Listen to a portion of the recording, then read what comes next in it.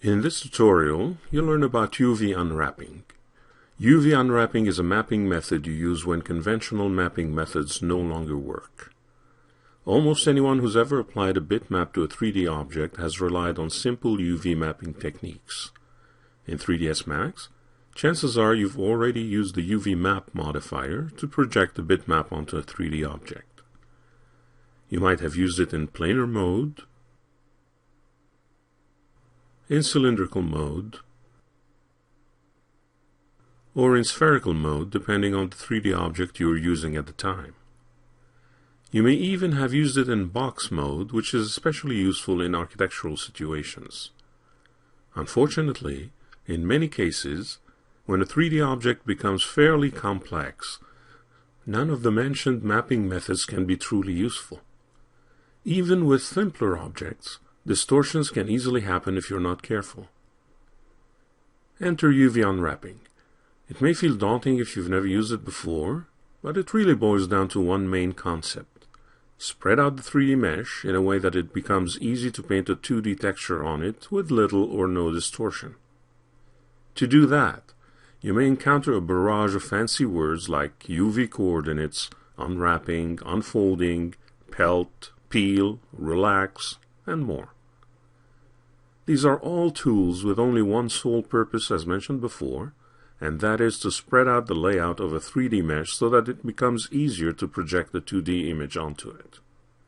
When you learn to do it properly, you'll be able to properly map and texture any 3D object you end up modeling. In 3ds Max, the tool you use for unwrapping UV coordinates is the unwrap UVW modifier.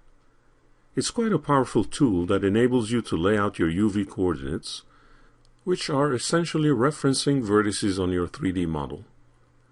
Therefore, the UVW in mapping is referencing the XYZ axes in 3D space.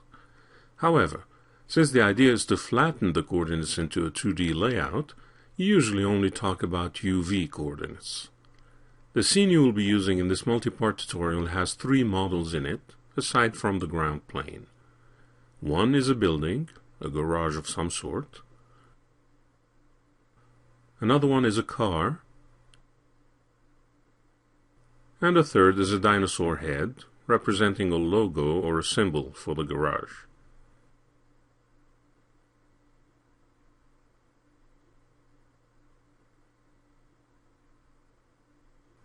The wheels on the car are separate objects, so in effect, the car is made of 5 components.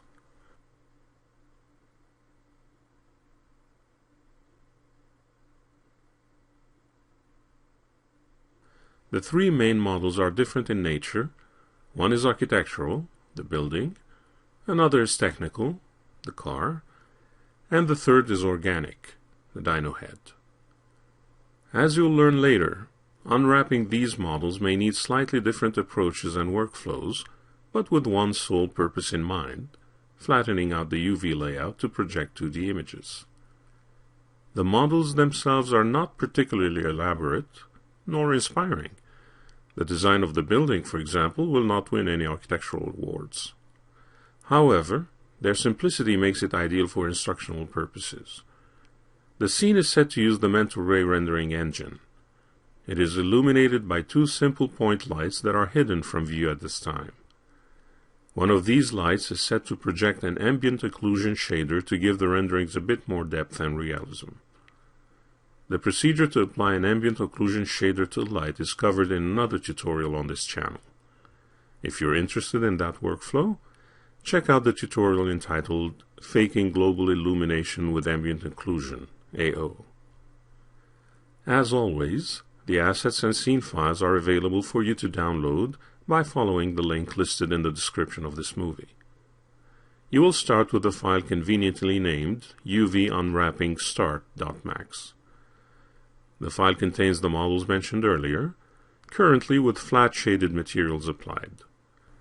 You will add the necessary bitmaps and process the proper unwrapping to all the models. So when you're ready, move on to the next movie where you will learn how to UV unwrap the building.